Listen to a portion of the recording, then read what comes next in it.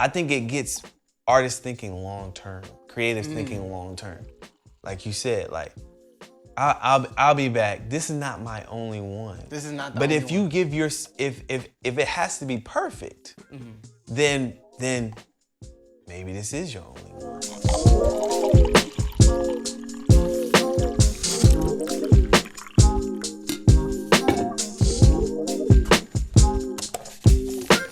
Welcome back, ladies and gentlemen, Caffeine and Creatives family. You are now tuned in to Caffeine and Creatives, where we talk to creative minds about creative times and the caffeine that wakes them up and keeps them going. I am your host, producer X. To my right today, I have probably the first coffee aficionado. Hopefully I said that word right. Aficionado, yeah. It's hard to say. It's a difficult word to say. Yeah, coffee enthusiasts like myself on to Caffeine and Creatives, which it makes too much sense. It really does. It made too much sense. I made one phone call and people said, my guys, shout out to Dope Material as well for the connection. They said, I know exactly who you need on the show. My guy, Paul Anderson.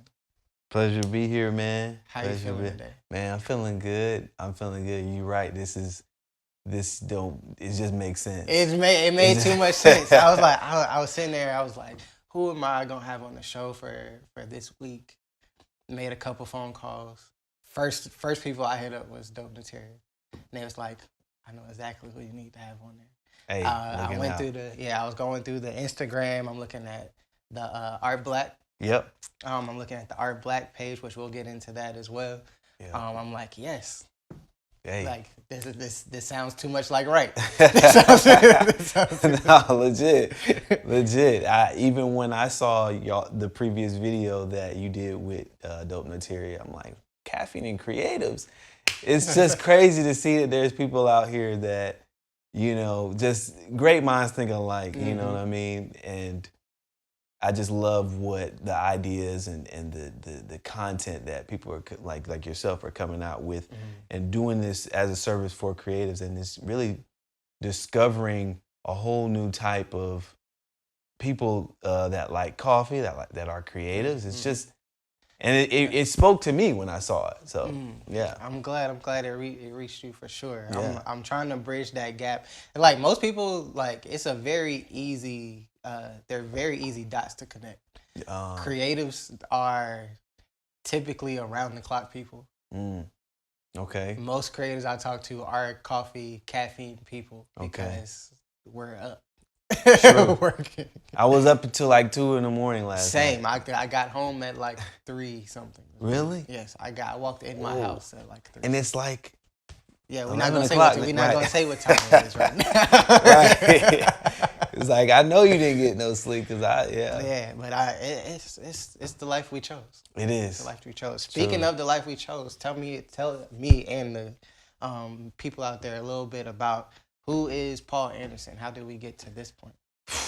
Man, who is Paul Anderson? Man, I'm a father. I have a wonderful son. His name is Daniel. Just started first grade. And I'm also a husband, of course. My wife, shout out to my wife, Stephanie Anderson. How long you been married? So it actually will be 9 years next Thursday. Ooh, that decade. Yeah, it's coming up. It's coming up. So God is good because look, He's keeping us, man. He's keeping us. So also I'm a songwriter and a producer. I've been songwriting and producing songs for about 10 years now. Started off doing poetry, actually. So that's like the basis of my creativity, I would say, is, poetry, then music, then songwriting. And that's kind of how it all has, taken life into what I'm doing now. And coffee is very interesting because I really actually didn't start drinking coffee until I think I was maybe 27, 28. I'm 31. I was about to say, I think my coffee journey hit me in college, for sure. Yeah, yep. I was in college. Well, I was in college. College kind of late because I got married early. I got married when I was 22. Okay. And so we had our son when I was 24, and that's really when I started. It makes No, sense. right, it makes sense. Like, now that I think about right. it, I know exactly how this happened. That's why I started drinking coffee. I had a newborn baby in college. Then it's like, yeah, I'm like, let me try this coffee stuff. And I kind of fell in love with it because I'm like, man, like I started just with like Starbucks, you know, getting just the regular, you know, white chocolate mocha. Question: Yeah. How do you feel about Starbucks now?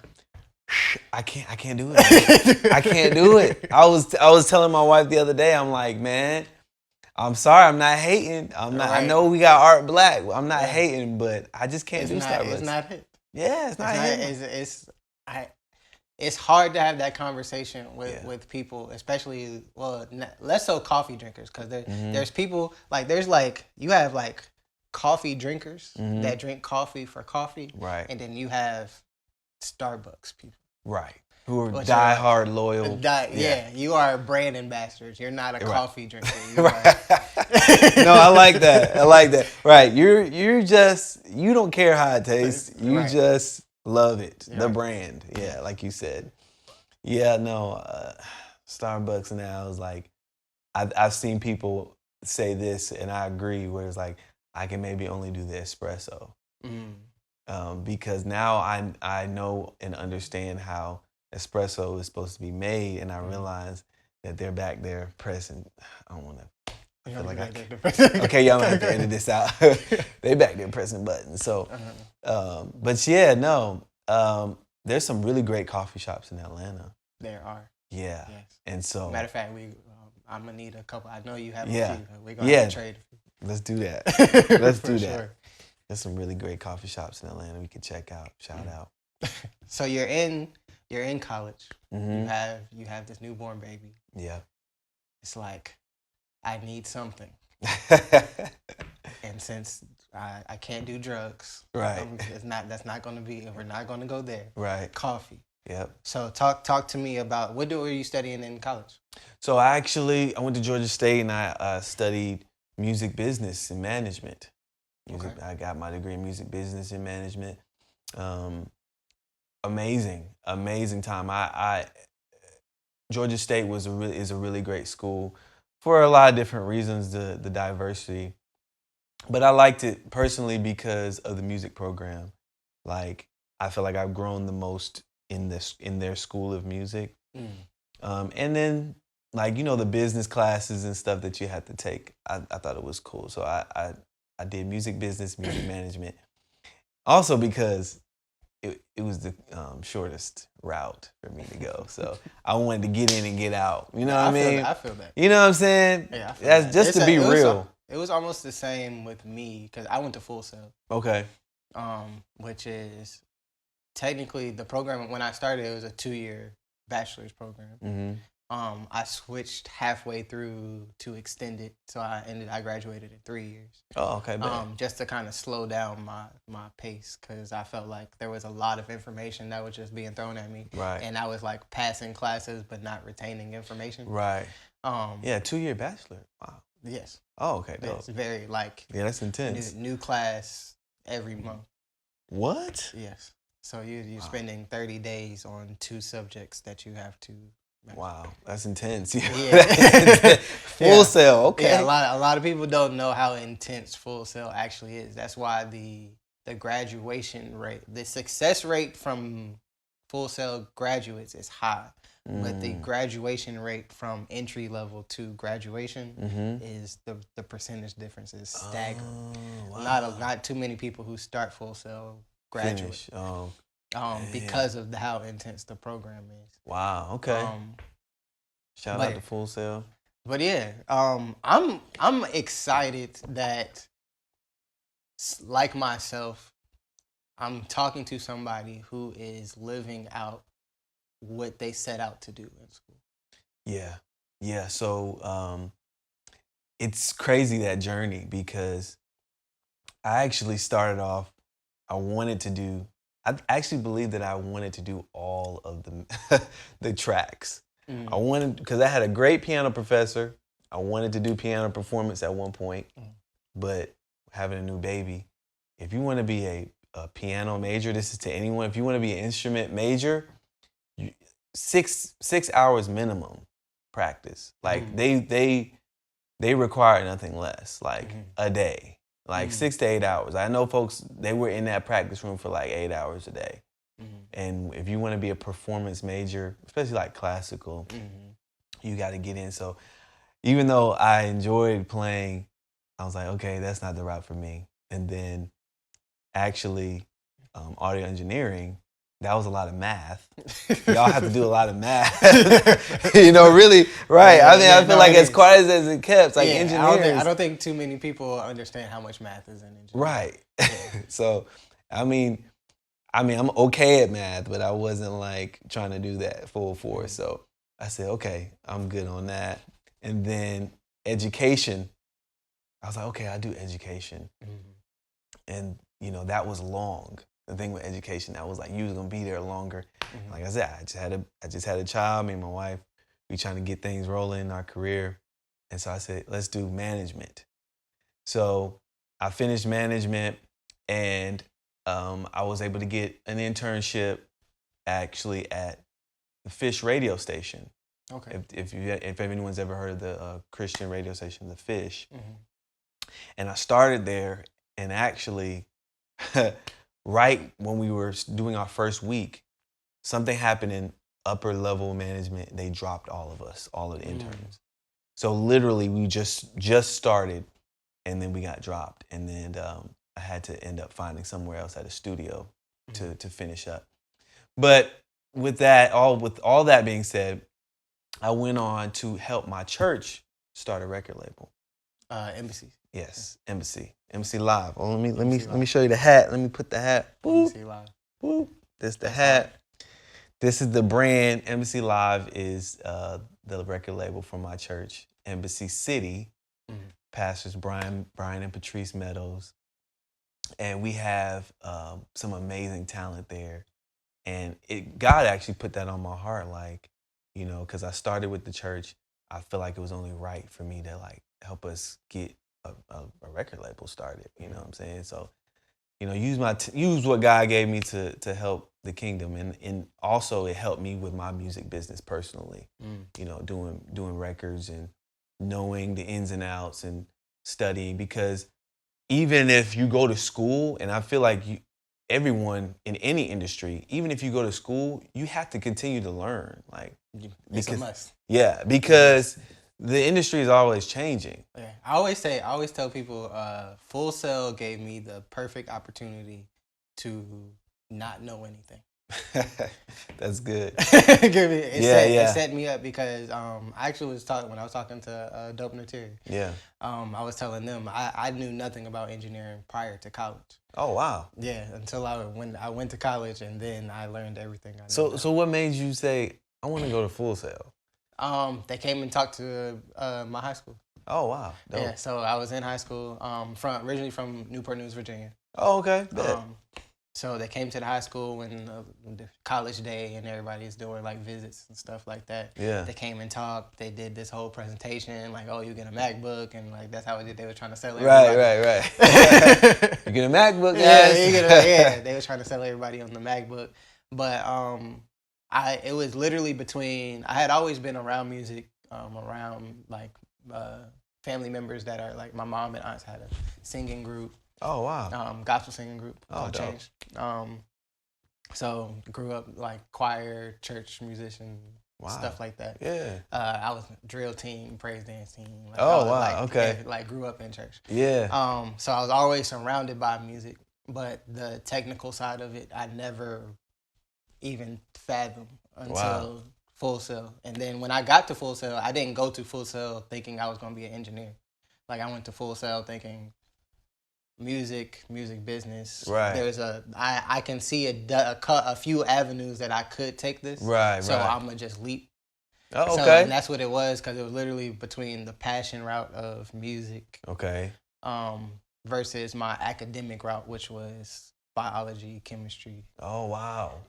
Yeah, Okay, I so wanted to be the like science. it was the science. So Yeah. it's the same. So when I explain that to people, it's kind of like, man, those are like two drastically different things. But it's like I'm technically doing what I would have been doing on the academic side. Like I would have been an engineer. Right. On the other side of things too. A scientific engineer. I just would have been a scientific engineer. Right. Yeah, dope. That's crazy. Yeah. So it's like I know when I went there and all of the information I got from school, and then when I graduated and I got my first internship, which was at Blue Room Studios in Midtown, Atlanta. Shout out to Bill, all of y'all, huge pillars in like my career so far. Once I got in the working environment of studio spaces and with the industry, how the industry actually moves, I was like, yeah, I know absolutely nothing. Dang, yeah. Yeah, but I was in the perfect position to soak. Like I knew at that point, I knew what I didn't know. Right. So it's yes. like, you know, that's it right there. Yeah. And I wish you said it perfectly. Like you knew what you didn't know, and I think the difference is with somebody who doesn't put in that time, whether that's in school, whether that's, you learning on YouTube or whatever, you don't know what you don't know. I feel like I've heard people say that. Yeah, before. You don't know what you don't know. Yeah, okay, yeah. People, that's a phrase. Yes. So, but you're absolutely right. When you put in that time to figure out stuff, then you start to realize, okay, this is what I need to know. Facts. But a lot of times people jump in and they're like, okay, I'm just going to do this. Mm-hmm. And they're like, and then I don't know, maybe it takes you, maybe you get discouraged, or maybe you just like, oh, I don't want to do it anymore. But it's like, no, you got to put in that time. You got to be willing to not know for a certain time. And I think the same thing with music business. There's so copyright laws have changed. The way people do stuff in the music business is it's different, even for genres. I'm realizing like rap, hip hop, then the Christian, that like R&B. Everybody moves. Like there are industries within music industry, right? That I don't think the general public actually understands. Yeah. But I mean, I wouldn't expect anybody to understand. But the inner workings of how the actual art industry actually works. We could have a whole nother podcast on right. A whole separate situation. Exactly. Yeah. But speaking to understanding those, understanding what you need to know, and like you touched on, like that, like it could make some people discouraged, even like once you get to that point of realization. I know you had a lot of things that were kind of stacking up on you within that. What I would assume would be a pivotal point of your career decision making. With like you've been married at that point for a few years. You've had a child. How old was your son? Now? No, at the point where you went and Changed. made the decision for the record label. To do music business management. Yeah, he was just born. I think he may be like 1 or 2 years old. Right. So So I know with that newborn 1-2-year-old with that kind of stress, that gauging coffee. Right. Like getting used to that sleep, getting used to the lack thereof. Right. Sleep. Yeah. What was going through, like what was happening in your life emotionally, or explain that process to me? Man, this is a great. I'm so glad you asked that, because that's just kind of resurfacing things that I've just had to walk through and live through. I think at that time, me and my wife, we're both, in some ways ambitious. We want to do great things. I mean, I feel like our generation, millennials, we want to do stuff. Like we want to make an impact. You know what I mean? So I think at that time we were both like, what are we going to do? A baby requires a lot of time, and we're just building our family. I think emotionally and mentally, I was like, how, like really asking God questions. And how I got through that time, actually, I was praying, and I felt like, I heard God speak to me and say, that He rewards faithfulness. in any area. Like he, the scripture says, without faith it's impossible to please God.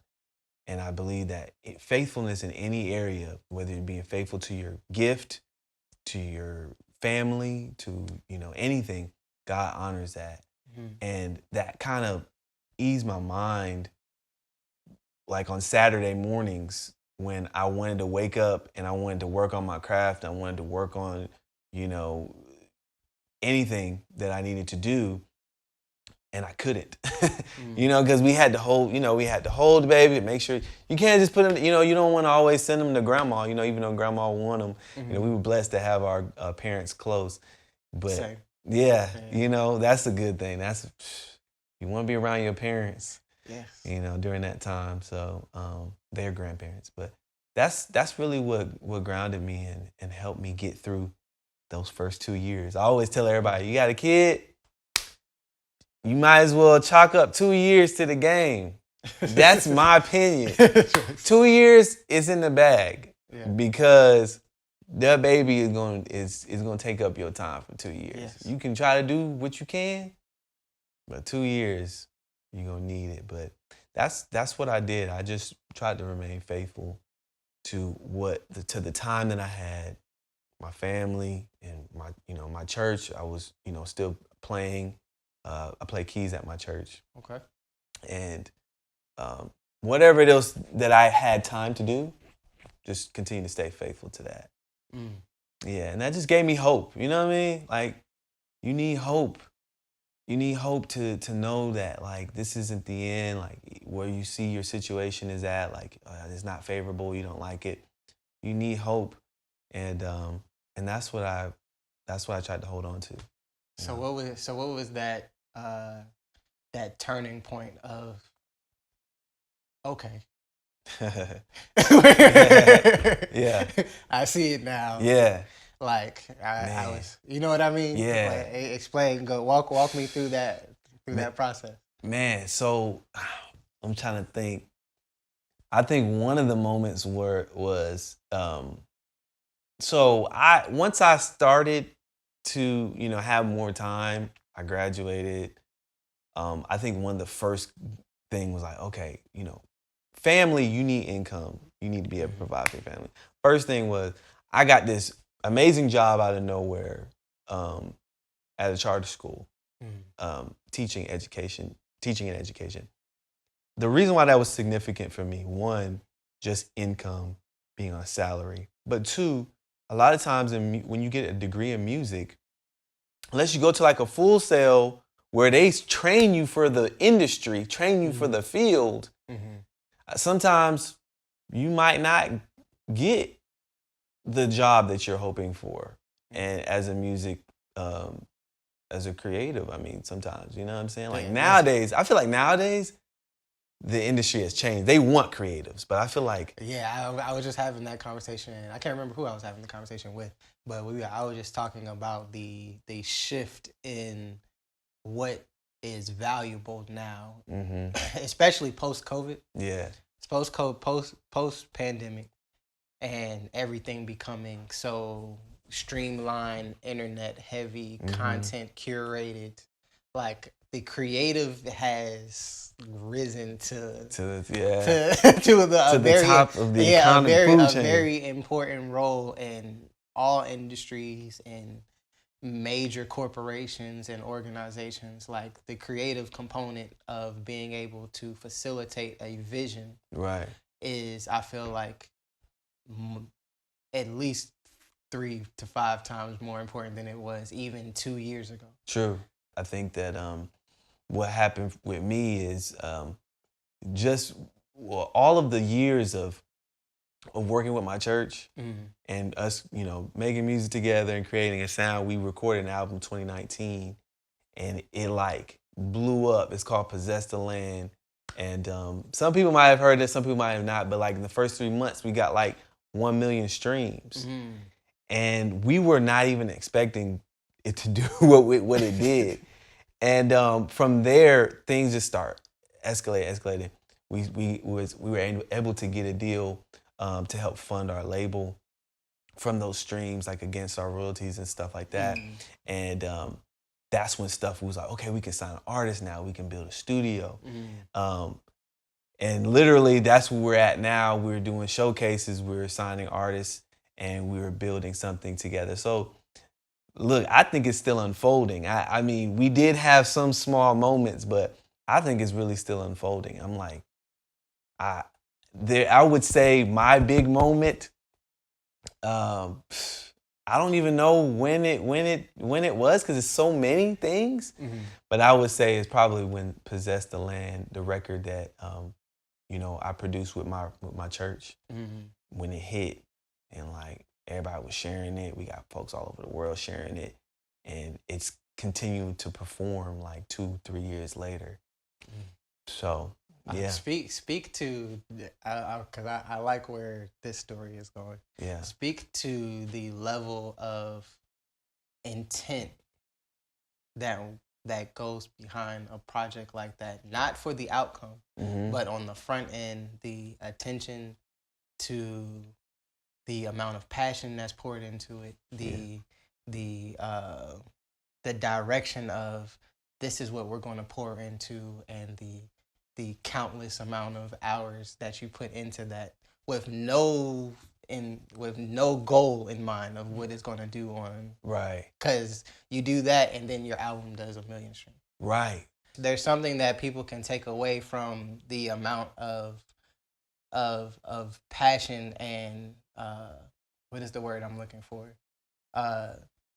Like going into something with only the purity of what the intent. Right. Yeah, absolutely. So I speak to that process. Like what was that process like as far as going into that creation of that album and saying, all right, cool. Like, all right, we have musicians, we have talented people, we have the means to do this, because I feel like a lot of creatives in different mediums, not necessarily just in music, in visual and other aspects, culinary arts. Yeah. You have certain tools at your disposal. Sometimes we feel like maybe we don't have the best gear, maybe we don't have. Come on. Come on. We feel like maybe we don't have the best opportunity. Like right now, we're trying to make something that's comparable to whatever that vision is that you're comparing yourself to. Come on. And we get lost in the my shout out to one of my OGs, Pierre Mador. We get lost in the paralysis of analysis, he calls it. That's cool. The paralysis of analysis. Right. Yep. How much did that play into that process, and how much of that process was, at the end of the day, as long as God gets glorified, as long as the intent behind it is pure and comes from. Yeah. You know what I mean? Absolutely. I think that's literally like, I'm so glad you said that, because this is a great interview, because you're bringing out the stuff that needs to be said. I think a couple things happen with that, and I think this is go for any creatives. Now that I'm thinking about it, you want to have somebody that's with you that is going to push you no matter what. Speaking of quotes, I heard somebody quote. I heard this quote from someone that said that great projects aren't released, they escape. Great projects like aren't released, they escape. And I think that we had our pastor, Apostle Brian Meadows, he just was like, we was like, man, this joint gonna flop. We ain't ready. I think we might have rehearsed like 2-3 weeks. You know what I'm saying? It was a very short rehearsals. I mean, rehearsal time. And we was like, I don't know. But he was like, we're gonna release it. Y'all gonna go out there, y'all gonna do this live recording, and it's gonna be amazing. And so you had to have somebody push you and to believe in the vision and to believe in whatever it is that you're doing. And I think the second thing, when you talk about purity of intent, is like, we weren't trying to make a record for people in a sense. We weren't making it for people because we wanted to capture the sound of what we do every Sunday. It's like if you ever come to Embassy, anybody watching has ever come to Embassy, is very demonstrative. really prophetic, really, you know, kind of creative. You're going to hear sounds from the band and from the singers that you don't normally hear in gospel music. And really engaging type sound. I guess people say warfare type sound. But you would hear that, and I think we've been developing that this whole time. And so we literally just did what we did. We didn't try to like make it sound like something else. Right. We wasn't trying to like, okay, maybe let's do it, make it sound like this, make it sound like that. We just did what came naturally to us, and we found out there's an audience that wants that. That's a word, because because you'd be surprised when you be authentically yourself that there's people that are looking for your authentic self. Yes. Yeah. Yes. So I think that if you as a creative can find your authentic self, can, you know, dig, sometimes take digging, you know what I'm saying? Yeah. To find that, to find out who you really truly are, and to express that and let it out. I think once you find that, you'll find your audience, and you'll find the gold. Yeah. You know I always tell artists a lot that you being, like you said, you being your 100% authentic self. Yeah. You're not special. Yeah. That's literally my speech. Is like, okay, you're not special. There are at least 1,000 people that feel exactly how you, at least, okay, that feel exactly how you feel on any given subject. Yeah. It is your job and your duty to, like I said this last episode, let your art exist and let them find it. That's good. Let your story exist, and the people that is going to connect with it will connect with them, as long as it's coming from a pure, authentic space. Yeah. Because outside of that, it's like you're trying to fabricate something, right, for an end goal or end result, and it's going to, from the people that you could have caught, the people that are in tune with who they actually are and what is going to speak to them, they're going to sense a percentage of like, this is, it's not totally, it's not totally there. Yeah. Like I see where you're going with it, but it's like, I don't know. Yeah. But whenever you put your full self out there, like, no sheep's wool. Come on, no church reference. You with the scripture reference. No sheep's wool. Like, just once you put your full self out there unapologetically, and anything that comes from it, the people that it's supposed to reach is going to reach them. That's good. And there's nothing that's going to stop it from reaching them. Yeah. If it's meant for them, if it's meant to connect with those people, it's going to connect. Yeah. I love that, man. I love that, because like what you said, and I actually think I might have watched that clip. You said it needs to exist for the sake of existing. It needs to exist for the sake of existing. Yeah. Yeah. I like that, because, you know, your story, it matters. I think that even if all you write is sad songs, like you just sad. That's all you write is sad songs. Now you got emo pop.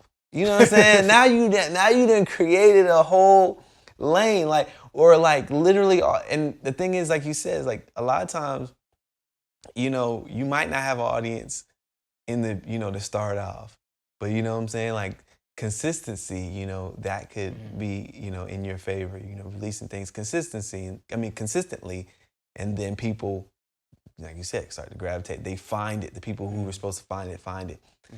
And it can happen in myriad different ways. I like that, though. I like that, because I feel like sometimes people get discouraged in, like, if their sound is different, you know.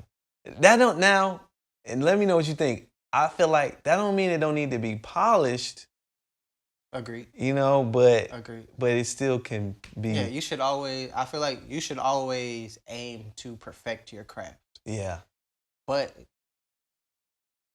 perfect is not a destination. Yeah. So yeah, it's not. That's good, man. Perfect is not a destination. Perfect is a process. Y'all tweak that? Did you just come up with that? Yes. Okay.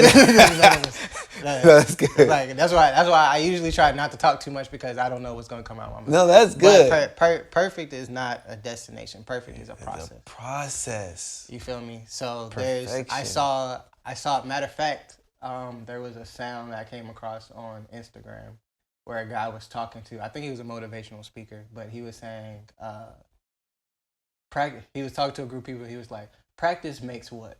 And everybody says perfect. Perfect, right. He said, no, I want you to debunk that that ideal completely. You're 100% wrong. Practice makes progress. You can always out-perfect perfect. That's good. Yeah, so that's good. So I feel like a lot of times we always seek to perfect something with the intent of people receiving it for the end goal. Yeah. When you're, especially coming from a place that we're coming from, being within the kingdom, being Christians, it's kind of like, I have to be able to reach you where you are. Yeah. Not where I feel like you should be. Right. So I can't come to you where it's perfect. Like it's not gonna connect with you. We just talked about connecting with the people. It's not gonna connect to you from a perfect space. Man, that's good. That's really good. Man, it's not. That's a whole nother podcast too in itself, man. Yeah, I have to be able to be, especially when we're talking about music, like both living in a musical space. Like we're all most of our favorite. Like I don't even know your musical background. I can almost guarantee you, if you named your top 5 favorite records right now, they are, 3 out of 5 of them are dealing with an imperfection. Like out there already. They're out there. Yeah. Like they're all coming from a either whether it be inspirational, like I'm going to get somewhere. Yeah. That's from a space of I'm not there yet. Got you. Okay, I see what you mean. You weren't talking about sonically. You talking about like I'm talking about the message, conceptually. Yeah. Conceptually, we all want to be felt, seen, and appreciated for where we're at, not belittled for where people feel like we should be. So I don't think that art creativity should be positioned from a place of like, oh, it's not perfect yet. Like I need it to be. Yeah. I hate when people feel like, yeah, it's not there yet. Like yes. So working with artists, I mean, just on the manager side and songwriting side, I'm realizing a lot. You know what I'm saying? Like a lot of people struggle with that. Need to be perfect. Need to be A, B, and C. I mean, I guess I wonder from the engineer perspective, like what's perfect from an engineer perspective, like, you know what I mean? Within the engineer community, we are like, there's a running joke of a mix is never finished. Oh, okay, got you. It's a running thing. You could always, like you can always add something else. Got you. You could always EQ something to death. You could always add effects somewhere. You could always do something else. Shout out to my guy Jeremiah. He is a big stickler for, does it make the record better? Got you. Does it make it better? Does it make it better? Is without this element, without this lyric, without this whatever we're looking to add, without that, am I missing it? Right. Like, yes, it would be cool, but is this going to define the point that we're trying to get across? Right. If it's not adding to the point that we're trying to get across, then it's artistic integrity. Right, got you. It's something that you're holding on for your own personal gratification. Right. Yep. I mean, I guess it's crazy, man, when you're creating art, the lines that you gotta finesse, that you gotta be inside. Like, yeah, and it's like me. It's almost like I almost compare that to me and my wife. We talk about traveling a lot. Like my wife loves, like if she could be on a plane in somebody's country on a beach somewhere every other month. Like okay, come on. She would. But we had this. We recently went to Paris. Okay, bet. Beautiful. Yeah. First experience out there. And moving around, we were talking about like going to see all of like the touristy spots and like places that you have to go when you travel certain places. And the conversation was, a lot of people travel and they go to new places like they'll never come back. Right. Like That's you'll true. you'll never get a chance to Right. experience Once in a this. lifetime. It's like type it's a thing. once in a lifetime thing. Yeah. I really want to change the narrative of moving around. Like, let's enjoy spaces that we're in, get everything that we can get out of certain spaces, but understand that we'll be back. Right. Come on. Like we'll be back. Yeah. And I feel like that approach and that mentality can go towards creating in general. We'll be back. We'll be back. Right after these messages. No, yeah, come on. We'll be back. So it's like this one might not be your definition of perfect. Man, you preaching. This one might. You preaching. But I'll be back. Yeah, I'll be back. See, okay, see, and I think that's so important because I think it gets artists thinking long term, creatives thinking long term. Like you said, like I'll be back. This is not my only one. This is not the but only if you one. give your if it has to be perfect, then maybe this is your only one. If it has a, You know what I'm saying? If it has to be perfect, if it has to be perfect, then maybe this might be your only one. If that's that's the speech right there. there. Come on, come on, man, come on. That is the speech. Yeah, man. It's good. It's good. This is great conversation. This is great conversation. I don't even want to pivot, but we have to pivot. We have to pivot here because we could be here and talk about this all day. I feel like we could. We could. Like you're gonna have to come back. You're gonna have to come back on the show. We're gonna have to do another episode and chop it up. I always say I'm trying to make Caffeine and Creatives more like a community based. Okay. Thing. So like yes, I'm doing one-on-one conversations, but it's like always come back. I want people to look at this like a breakfast club. Got you. Hey, hey, man. Like whenever you got something you want to talk about, like hey, like I want to pull up on X. I want to pull up like let's chop it up such and such because we can always there's stuff that people need to hear these conversations. Yeah. Okay.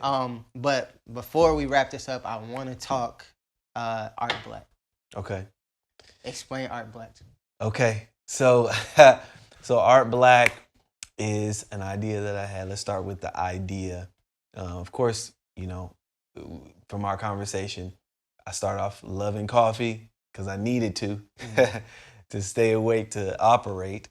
But it turned into the concept really because I realized in Atlanta, I grew up here in Atlanta, quality coffee is not available in certain places.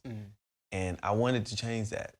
And I wanted to combine my love for art and creativity and music with coffee. So that's where you get art, and then you got black. ARTBLK is the name, and what we're going to be doing, we're going to have a mobile coffee cart. So that's how I'm starting. Have a mobile coffee cart. We're going to be going to churches and art events and setting up as a vendor until I get some type of subleasing space. I would like to get an actual, location that I can be at. But also I would like to engage with creatives through the business, maybe selling media campaigns on our cups. I want to support local artists as well as provide great coffee. So that's basically it, man. So I'm gonna be here in Atlanta. You're in Atlanta. Follow ARTBLK. I'll make sure we got it on wherever it is. Yes.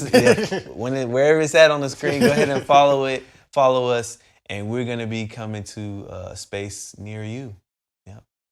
Yes, so sir. it's ARTBLK is. We were talking off camera. It was like ARTBLK is more of the experience. Yes. It is, which I love that concept because I feel like most people think product first and experience of the product second. Yeah, absolutely. So I feel like being service minded first is going to get you so much further than being product oriented first. Wow. Because the products will come. Wow. Once people know it's like ARTBLK brand service, quality, then it doesn't matter what I put my name on. Receive it, bro. I receive it. Yeah, so I love that concept as well so much. Speaking of service quality, I think that ties into your story and your legacy. Before we wrap this up, where is Paul Anderson? What is the legacy of? What are you trying to leave behind with all of? You have so much going on, being a husband, being a father, ARTBLK, your ministry, your role in the music business realm with the record label through Embassy City. What is Paul Anderson's legacy? What are we leaving behind for the people? Wow, man, that's so good, man. I truly, actually, it's funny you said that. I actually wrote something down like that a couple months ago because I'm realizing that what I want to do, I gotta create my own table. I want to create my own table. Like, people say, "Oh, I need a seat at the table." I want to create my own table. I want to create a lane of my own, and where that's business and it's ministry. But truly, what I would like to do, the legacy I would like to leave, is where I impact musicians, and in the church we call them minstrels, pastoring them and encouraging them, leaving a legacy with people, whether that's developing them as artists, writing songs, producing records, or just pastoring them. I think a lot of times creatives, especially in the Christian spiritual space, a lot of times we use our gifts, and nobody's really able to pastor us and show us like the life behind what we do and how to do it. And I have a burden for that, and so definitely want to disciple and just raise up gifts, and then also give 100% of my creativity, and that's where you hear like songs and projects that I do, and then also just like family legacy and business. That's where the coffee comes from, because I want to be able to leave that down to my my son and my community. So it's a big thing. It's big things, but it's like, when God gives you a dream, God gives you a vision, you can't shake it sometimes, and even though it's bigger than you, you got to at least put one foot. One of my favorite quotes is, God doesn't call the prepared, he prepares the call. Come on. My bro, man. Hey, this has been for real, man. This has been. This is probably one of my favorite conversations. I ain't gonna hold you. Hey, well, I'm honored, man. I'm truly honored, and I'm glad I came on this show. I'm glad we connecting, and like I said, anytime, I would love to come back, man. Yeah, man, you definitely have to come back. Yeah. We gotta sit down and have another conversation. Yeah. I would like to get I might try to get somebody else in here as well. I would like to kind of start growing the conversations a little bit. Absolutely. Where can people find you at on social media, for sure? So my social media on Instagram, you can find me at The Man The Minstrel. That's The Man The Minstrel on Instagram. Paul Anderson on Facebook, if you're on Facebook. The Man The Minstrel on Twitter. I be tweeting. I be tweeting sometimes. I be dropping little gems sometimes. I tweet from time to time. So yeah, connect with me, and let's do great things together, man. For sure. With this guy right here, we got this. This is the beginning of a very fruitful relationship. I can tell for sure. Even from the few dots that we do have, the links that we have connected. Yeah. Mutual friends and stuff like that. There's about to be some great things happening. Oh yeah. Make sure y'all are once again following Caffeine and Creatives on social media. Once again, I just made the TikTok. We have TikTok now. We got TikTok? We have TikTok now. I have to get better at TikTok. We're going to figure that out. Stay tuned for that process. Yeah. Follow us on Twitter. Follow us on Instagram. I'm going to make sure all of that is in the description below. Shout out to Emil Coffee, one of our partners and sponsors. Shout out to the HBUC, boom, where we are currently at right now, hosting the Caffeine and Creatives podcast and show. yeah, this was an amazing conversation. My guy Paul Anderson, appreciate you for coming through again. I can't thank you enough. Short notice, but amazing conversation. And we're out. Y'all be creative. Love. Peace. Yes, sir.